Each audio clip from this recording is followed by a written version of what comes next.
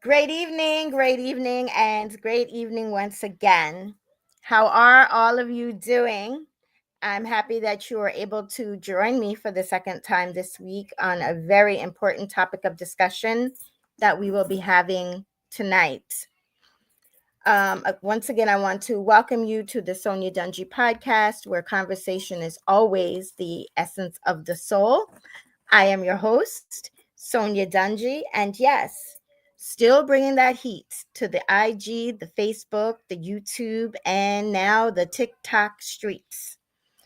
Tonight, we will be bringing the heat to a very important cause, Pink Friday, also known as Pink Day, which is not a widely recognized term for breast cancer awareness.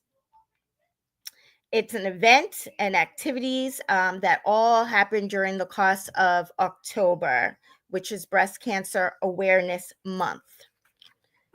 It's going to be one moment.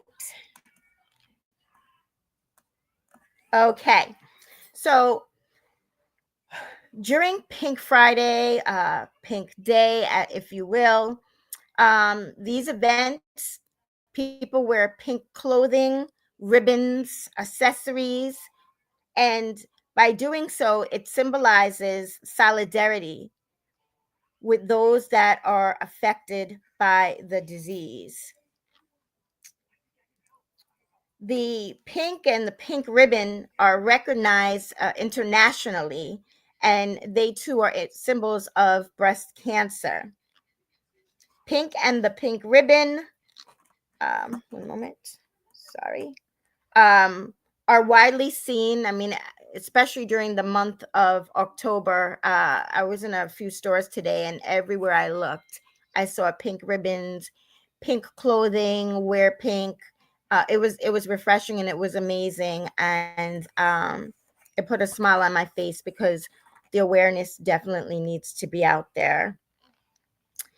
So before we really begin, we need to have a better understanding of breast cancer. So let's have that full understanding of breast cancer, of its symptoms, the development, the risk factors, as well as treatment. Breast cancer is a disease where breast cells begin to grow abnormally and they divide out of control, often formulating a tumor, potentially spreading to other parts of the body. One moment. Sorry, I just want to make sure that we're not forgetting anyone on any platform. And so I want to make sure that that is not happening here. All right, it's not. And okay. So symptoms can include a lump in the breast. That's one of the most common ways that one finds out that they truly have breast cancer. It's a lump.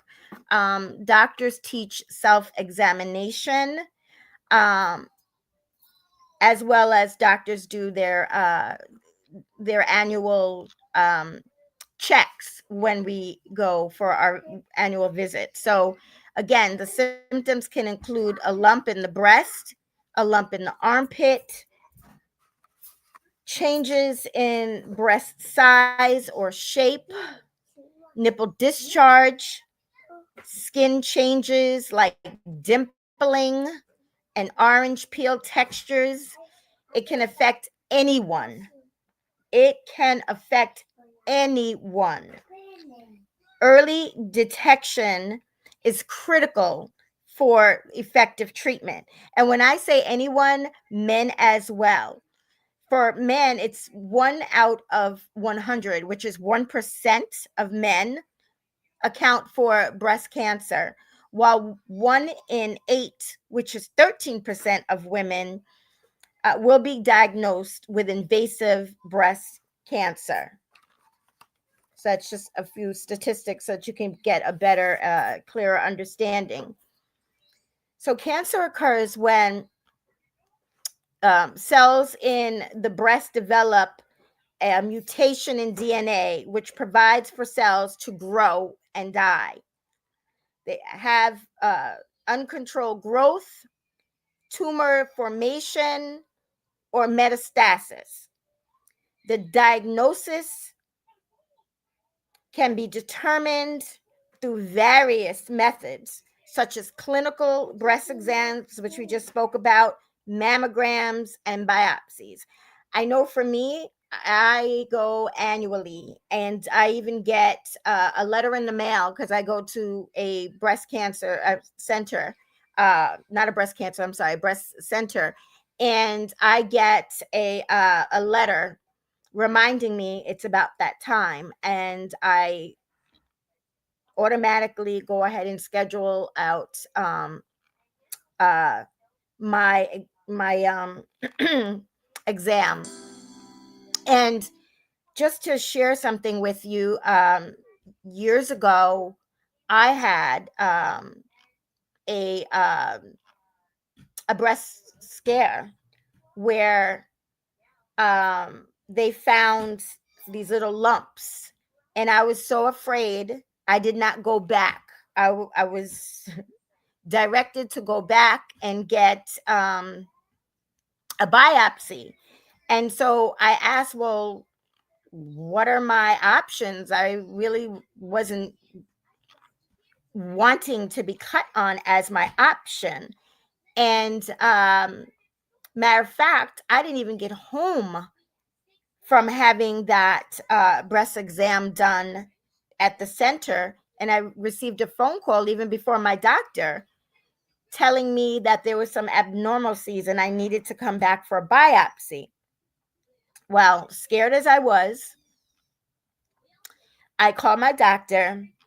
My doctor further explained it to me that it was size of pebbles, and that I needed to have a biopsy. And I asked, well, what is that? And they said, well, they basically cut um, cut into your breast, and they take a sample out. And I just didn't feel like that was the only option. And so eventually, 6 months later, I suffered through, scared, didn't want to tell anyone. My one friend knew. She's the one that took me back. They were taking way too long to call me in. And so I said to her, let's go. I'll come back another day. This is taking too long. I'm sitting here. Why am I still sitting here? She instructed me to go let them know that I had been waiting and sit down. And so I did just that. And I'm grateful that I listened to her, that I allowed for her to take me back and sit with me. And if you all know me, I'm not one to put my issues on somebody else, my worries on someone else. And so therefore, I was going it alone. And by me sharing that with her, she went back with me. My family didn't even know, and made me stay. So I ended up opting for where they take a long syringe. And at that point, I was very scared because I had a nurse on both sides of me holding my hand. And I was like, oh my goodness, this is not good. But the doctor came in, this long syringe needle, put it in my breast, and all of a sudden I felt something liquid. And she said, okay, we're done. And I'm looking at her like, we're done? Wait a minute. I went through suffering for 6 months, scared out of my mind. We're done? And she said, yeah. And then she explained to me that it was just, there were cysts, and her doing the, trying to do the, take the fluid, for exam, the biopsy, it burst. So I was like, thank God. But it taught me a lesson. I never did that again. Every year I went. And should I have been told anything less than it was perfect, I would have gone back again. Because that is one of the reasons why early detection is important. People ignore it, and it leads to other things. And eventually it could lead to death. And that's what I was most afraid of. So anyway, the diagnosis, like I said, a mammogram. That's how, by me taking the mammogram, they noticed that there was something. And then also, uh, mammogram alone, some doctors will tell you it is not enough. So they also sent me for an ultrasound, and I had that as well. So every year after that, for quite some time, I was instructed to go for the sonogram, and now I don't have to. But I'm sharing my story with you because there might be people out there that can relate to what I'm saying right now, and you're sitting there fearful, or you were told that something was less than perfect on a test result. Just go. Please go. I have a cousin who ignored the early symptoms, and it spread throughout her body, and she is no longer here. And she was young. So please, please, please, I know it's a scary situation, but I rather that you go and know and then find out what the next courses of action is than not go and it leads to something greater that could have been lessened, or the problem would have been solved and it would never have gotten that far. And I believe that that's what happened with one of my cousins. God rest her soul. Um, So, as far as treatment goes, that can include surgery, radiation, or you hear a lot of chemo, which is chemotherapy, or hormone therapy, just to name a few. And we can show support for breast cancer awareness by wearing pink, like I'm wearing tonight, participating in events, financial support. You can purchase products that donate portions of the proceeds to breast cancer charities. You can fundraise by organizing events to raise money for treatment. You always can do something rather than do nothing. And together, we can increase breast cancer awareness, raise funds for prevention, diagnosis, and treatment. So I want to thank you all for joining. I thank you. I see you there. Thank you in Facebook. I also see you on Instagram. Thank you so much for joining. I appreciate you all.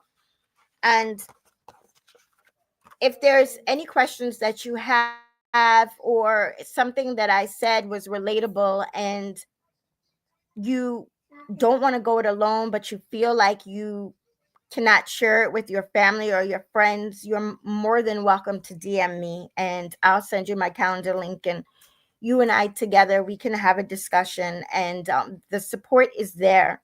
There is support out there for you, and I can share that with you. But please don't do it alone.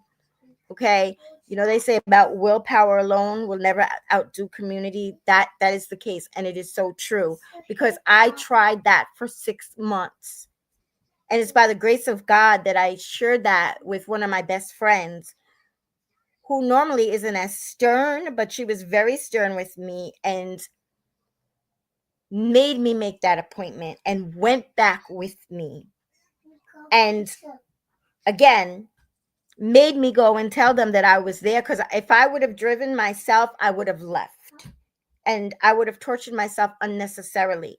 And should there have been an issue, it would have been something that was detected early enough that could have saved my life than ignore it. So, with that being said, I want to thank you for joining tonight's special episode breast cancer awareness. Be safe, stay well. God bless you all, and bye for now.